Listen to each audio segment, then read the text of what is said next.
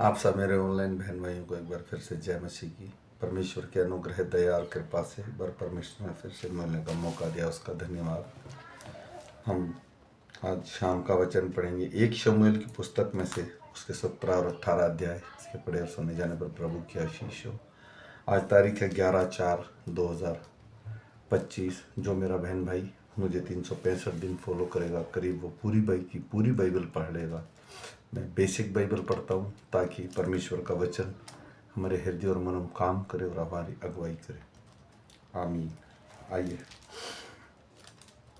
अब फिलिस्तीसियों ने युद्ध के लिए अपनी सेनाओं को इकट्ठा किया और यहूदा देश के सोको में एक साथ होकर सोको और अजेका के बीच एबदेमी में डेरे डाले। और शाऊल इजरायलियों के पुरुषों ने इकट्ठा होकर एक एला नामक तराई में डेरे डाले और युद्ध के लिए फिलिस्तीसियों के विरुद्ध पाती बांधी। फिलिस्तीसियों तो एक और पहाड़ और इजरायली दूसरी ओर के पहाड़ पर खड़े रहे और दोनों के बीच में तराई थी। तब फिलिस्तीसियों की छावनी से गुलियात नामक एक वीर निकला जो गत नगर का था और उसकी लंबाई 6 हाथ की बित्ता थी। उसके सिर पर पीतल का टोप था और वह एक पत्थर का झिलम पहने हुए था और जिसके तोल 5000 शेकेल पीतल का था। उसकी टांगों पर पीतल के कवच थे और उसके कंधों के बीच में बरछी बंधी थी और उसके भाले की छड़ जलेहू के डोंगी के समान थी और उसके भाले का फल 600 शेकेल लोहे का था। वह बड़ी ढाल लिए हुए उसके आगे आगे चलता था। वह खड़ा होकर इजरायली पांतियों को ललकार के बोला, तुमने यहाँ आकर लड़ाई के लिए क्यों पाती बांधी है? क्या मैं फिलिस्तीसी नहीं हूँ और तुम शाऊल के अधीन नहीं हो? अपने में से एक पुरुष को चुनो और वह मेरे पास उतर आए। यदि वह मुझसे लड़कर मुझे मार सके तब मैं तुम्हारे अधीन हो जाएंगे, परंतु यदि मैं उस पर प्रबल होकर मारूं तो तुमको हमारे अधीन होकर हमारी सेवा करनी पड़ेगी। फिर वह फिलिस्तीसी बोला, मैं आज के दिन इजरायली पांतियों को ललकारता हूं, किसी पुरुष को मेरे पास भेजो कि हम एक दूसरे से लड़ें। उस फिलिस्ती की इन बातों को सुनकर शाऊल और समस्त इजरायलियों का मन कच्चा हो गया और वे अत्यंत डर गए। दाऊद यहूदा के बेहतलम में उस एक प्रतापी पुरुष का पुत्र था, उसका नाम यीशे था और उसके 8 पुत्र थे। और वह पुरुष शाऊल के दोनों दिनों में बूढ़ा और निर्बल हो गया था। यीशे के 3 बड़े पुत्र शाऊल के पीछे होकर लड़ने को गए थे और उनके तीनों पुत्रों के नाम जो लड़ने को गए थे अर्थात ज्येष्ठ का नाम एलियाब, दूसरे का नाम अबीनाबाद और तीसरे का नाम शम्मा था। सबसे छोटा दाऊद था और तीनों बड़े पुत्र शाऊल के पीछे होकर चले गए थे। और दाऊद बेतलेहम में अपने पिता की भेड़ बकरियां चराने को शाऊल के पास से आया जाया करता था। वह फिलिस्तीसी तो 40 दिन तक सवेरे और सांझ को निकट आकर खड़ा हुआ करता था। यीशे ने अपने पुत्र दाऊद से कहा, यह एपा भर भुना हुआ अनाज और ये 10 रोटियां लेकर छावनी में अपने भाइयों के पास दौड़ जा और पनीर की ये 10 टिक्कियां उनके शस्त्रपति के लिए ले जा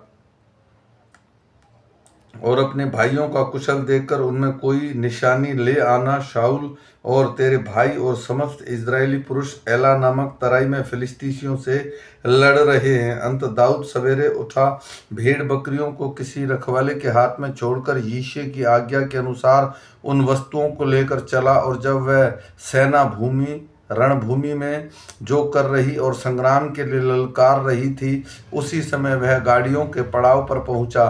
तब इजरायली और फिलिस्तीसियों ने अपने अपने सेना और आमने सामने करके पाती बांधी। दाऊद अपनी सामग्री सामान के रखने वाले के हाथ में छोड़कर रणभूमि की ओर दौड़ा और अपने भाइयों के पास जाकर उनका कुशल क्षेम पूछा। वह उनके साथ बातें कर ही रहा था कि फिलिस्तीसियों की पांति में से एक वीर अर्थात गतवासी गुलियात नामक एक फिलिस्तीसी योद्धा चढ़ आया और पहले की सी बातें कहने लगा। और दाऊद ने उन्हें सुना। उस पुरुष को देखकर सब इजरायली अत्यंत भय खाकर अब उसके सामने से भागे। फिर इजरायली पुरुष कहने लगे, क्या तुमने उस पुरुष को देखा है जो चढ़ा आ रहा है, निश्चय वह इजरायलियों को ललकारने को चढ़ा आता है, और जो कोई उसे मार डालेगा उसको राजा बहुत धन देगा और अपनी बेटी का विवाह उससे कर देगा और उसके पिता के घराने को इजराइल से स्वतंत्र कर देगा। तब दाऊद ने उन पुरुषों में से जो उसके आसपास खड़े थे पूछा, जो उस फिलिस्तीसी को मार के इजरायलियों की नामधराई दूर करेगा उसके लिए क्या किया जाएगा? वह खतना रहित फिलिस्तीसी क्या है कि जीवित परमेश्वर की सेना को ललकारे? तब लोगों ने उससे वही बातें कही, अर्थात यह कि कोई उसे मारेगा, उसे ऐसा किया जाएगा। जब दाऊद ने उन मनुष्यों से बातें कर रहा था कि उसका बड़ा भाई एलियाब सुन रहा था, और एलियाब दाऊद से बहुत क्रोधित होकर कहने लगा, तू यहाँ क्यों आया है और जंगल में उन थोड़ी सी भेड़ बकरियों को तू किसके पास छोड़ आया है? तेरा अभिमान और तेरा मन की बुराई मुझे मालूम है, तू तो लड़ाई देखने के लिए यहाँ आया है। दाऊद ने कहा, अब मैंने क्या किया? वह तो निरी बात थी। तब उसने उसके पास से मुंह फेर के दूसरे के सम्मुख होकर वैसी ही बात कही, और लोगों ने उसे पहले के समान उत्तर दिया। जब दाऊद ने ये बातों की चर्चा हुई तब शाऊल को भी सुनाई गई, और उसने उसे बुलवा भेजा। तब दाऊद ने शाऊल से कहा, किस मनुष्य का मन उसके कारण कच्चा ना हो, तेरे दास जाकर उस फिलिस्ती से लड़ेगा। शाऊल ने दाऊद से कहा, तू जाकर उस फिलिस्ती से के विरुद्ध युद्ध नहीं कर सकता, क्योंकि तू तो लड़का ही है और वह लड़कपन से ही योद्धा है। दाऊद ने शाऊल से कहा, तेरा दास अपने पिता की भेड़ बकरियां चराता था, और जब कोई सिंह या भालू झुंड में से मेमना उठा ले जाता तब मैं उसका पीछा करके उसे मारता और मेमने को उसके मुंह से छुड़ा लेता, और जब वह मुझ पर हमला करता तब मैं उसको केश को पकड़कर उसे मार डालता था। तेरे दास के सिंह और भालू दोनों को मारा है, और वह खतना रहित फिलिस्तीसी उसके समान हो जाएगा, क्योंकि उसने जीवित परमेश्वर की सेना को ललकारा है। फिर दाऊद ने कहा, यहोवा जिसने मुझे सिंह और भालू दोनों के पंजे से छुड़ाया, वह मुझे उस फिलिस्तीसी के हाथ से भी बचाएगा। शाऊल ने दाऊद से कहा, जा, यहोवा तेरे साथ रहे। तब शाऊल ने अपने वस्त्र दाऊद को पहनाए और पीतल का टोप उसके सिर पर रख दिया और झिलम उसको पहनाए। तब दाऊद ने उसकी तलवार वस्त्र के ऊपर कसी और चलने का यत्न किया। उसने तो उनको ना परखा था, इसलिए दाऊद ने शाऊल से कहा, इन्हें पहने हुए मुझसे चला नहीं जाता, क्योंकि मैंने इन्हें नहीं परखा है। और दाऊद ने उन्हें उतार दिया। तब अपनी लाठी हाथ में ली और नाले में से 5 चिकने पत्थर छांटकर अपनी चरवाही की थैली अर्थात अपनी झोली में रखे, और अपना गोफन हाथ में लेकर फिलिस्तीसी के निकट गया। फिलिस्तीसी चलते चलते दाऊद के निकट पहुंचने लगा, और जो जन उसकी बड़ी ढाल लिए वो था उसके आगे आगे चला। जब फिलिस्तीसी ने दृष्टि करके दाऊद को देखा तब उसे तुच्छ जाना, क्योंकि वह लड़का ही था और उसके मुख पर लाली झलकती थी और वह सुंदर था। तब फिलिस्तीसी ने दाऊद से कहा, क्या मैं कुत्ता हूं, तू लाठी लेकर मेरे पास आता है? तब फिलिस्तीसी अपने देवताओं के नाम लेकर दाऊद को कोसने लगा। फिर उसने फिलिस्तीसी ने दाऊद से कहा, मेरे पास आ, मैं तेरा मांस आकाश के पक्षियों और वन पशुओं को दे दूंगा। दाऊद ने फिलिस्ती से कहा, तू तो तलवार और भाला और संग लिए हुए मेरे पास आता है, परंतु मैं सेनाओं के यहोवा के नाम से तेरे पास आता हूँ, जो इज़राइल की सेना का परमेश्वर है, और उसी को तूने ललकारा है। आज के दिन यहोवा तुझको मेरे हाथ में कर देगा, और मैं तुझको मारूंगा और तेरा सिर तेरे धड़ से अलग करूंगा, और मैं आज के दिन फिलिस्तीसी सेना के शव आकाश के पक्षी और पृथ्वी के जीव जंतुओं को दे दूंगा। तब समस्त पृथ्वी के लोग जान लेंगे कि इज़राइल में एक परमेश्वर है, और वह समस्त मंडली जान लेगी कि यहोवा तलवार या भाले के द्वारा जयवंत नहीं करता। इसलिए वह संग्राम तो यहोवा का है, और वही हमारे हाथ में कर देगा, तुम्हें हमारे हाथ में कर देगा। जब फिलिस्तीसी उठकर दाऊद का सामना करने के लिए निकट आए, तब दाऊद की सेना की ओर से फिलिस्तीसी का सामना करने के लिए फुर्ती से दौड़ा। फिर दाऊद ने अपनी थैली में हाथ डालकर उसमें से एक पत्थर निकाला और उसे गोफन में रखकर फिलिस्तीसी के माथे पर ऐसा मारा कि पत्थर उसके माथे में भीतर घुस गया और वह भूमि पर मुंह के बल गिर पड़ा। यों दाऊद ने फिलिस्तीसी पर गोफन से एक ही पत्थर के द्वारा प्रबल होकर उसे मार डाला, परंतु दाऊद के हाथ में तलवार ना थी। तब दौड़कर फिलिस्तीसी के ऊपर खड़ा हुआ और उसको तलवार पकड़कर म्यान से खींची और उसको घात किया और उसका सिर उसी तलवार से काट डाला। यह देखकर कि हमारा वीर मारा गया है, फिलिस्तीसी भाग गए। इस पर इजरायली और यहूदी पुरुष ललकार उठे और गत में एक्रेन के फाटकों तक फिलिस्तीसियों का पीछा करते और घायल फिलिस्तीसी शोरोम के मार्ग से गत और एक्रोन तक गिरते गए। तब इजरायली फिलिस्तीसियों का पीछा छोड़कर लौट गए और उनके डेरे को लूट लिया और दाऊद फिलिस्तीसी का सिर यरूशलेम में ले गया और उसके हथियार अपने डेरे में रख लिए। जब शाऊल ने दाऊद को उस फिलिस्तीसी के समान मारने के लिए जाता देखा, तब उसने अपनी सेना अबीनेर से पूछा, हे अबीनेर, वह जवान किसका पुत्र है? अबीनेर ने कहा, हे राजा, तेरा जीवन की शपथ, मैं नहीं जानता। राजा ने कहा, तू पूछ ले कि वह जवान किसका पुत्र है। जब दाऊद फिलिस्तीसी को मारकर लौटा, तब अबीनेर ने उसे फिलिस्तीसी के सिर हाथ में लिए हुए शाऊल के सामने पहुंचाया। शाऊल ने उससे पूछा, हे जवान, तो किसका पुत्र है? दाऊद ने कहा, मैं तो तेरे दास बेहतलेहमवासी यिशै का पुत्र हूँ। जब वह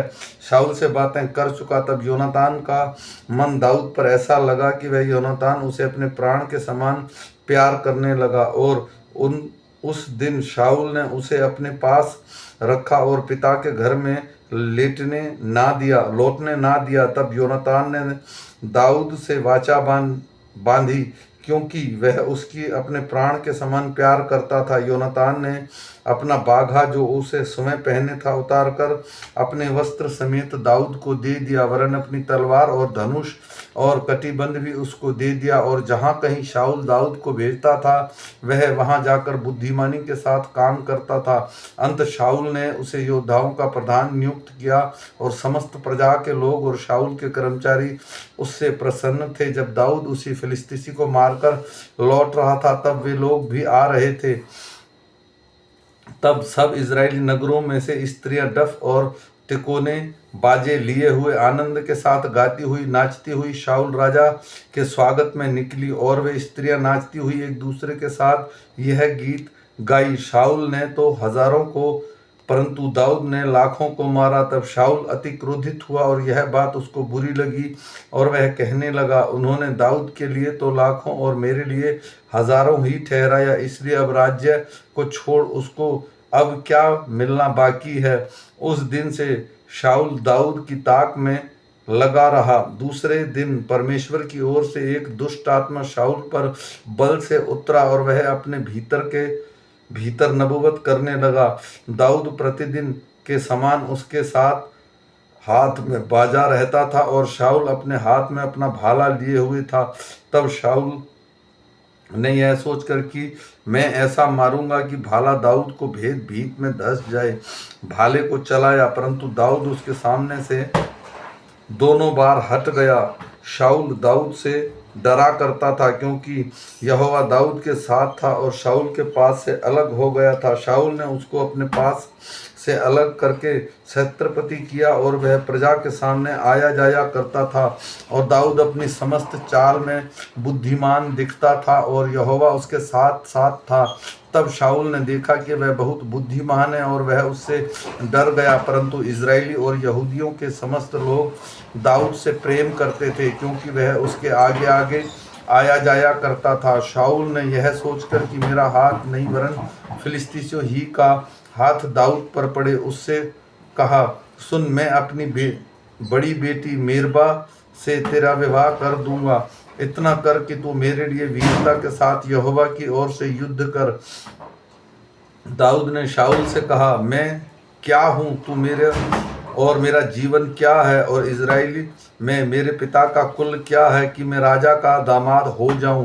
जब समय आ गया कि शाऊल की बेटी मेरबा का दाऊद से विवाह किया जाए, तब महलोई अंद्रिएल से विवाह दी गई। शाऊल की बेटी मिकेल दाऊद से प्रीति रखने लगी, और जब इस बात का समाचार शाऊल को मिला तब वह प्रसन्न हुआ। शाऊल तो सोचता था कि वह उसके लिए फंदा हो और फिलिस्तीसियों का हाथ उस पर पड़े। और शाऊल ने दाऊद से कहा, अब की बार तू अवश्य ही मेरा दामाद हो जाएगा। फिर शाऊल ने अपने कर्मचारियों को आज्ञा दी, दाऊद से छिपकर ऐसी बातें करो कि सुन, राजा तुझसे प्रसन्न है और उसके सब कर्मचारी भी तुझसे प्रेम रखते हैं, इसलिए अब तू राजा का दामाद हो जा। तब शाऊल ने कर्मचारियों से दाऊद से ऐसी बातें कही, परंतु दाऊद ने कहा, मैं तो निर्धन और तुच्छ मनुष्य हूँ, फिर क्या तुम्हारी दृष्टि में राजा का दामाद होना छोटी बात है। जब शाऊल ने कर्मचारियों ने उसे बताया कि दामाद ने ऐसी बातें कही, तब शाऊल ने कहा, तुम दामाद से यूं कहो कि राजा कन्या का मोल तो कुछ नहीं चाहता, केवल फिलिस्तीसियों की सी एक खालड़ी चाहता है, 100 खालड़ी चाहता है कि वह अपने शत्रुओं से बदला ले। शाऊल की योजना यह थी कि फिलिस्तीसियों से दाऊद को मरवा डाले। जब उसके कर्मचारियों ने दाऊद को ये बातें बताई तब वह राजा का दामाद होने को प्रसन्न हुआ। जब विवाह के कुछ दिन रह गए तब दाऊद अपने जनों को संग लेकर चला और फिलिस्तीसियों के 200 पुरुषों को मारा।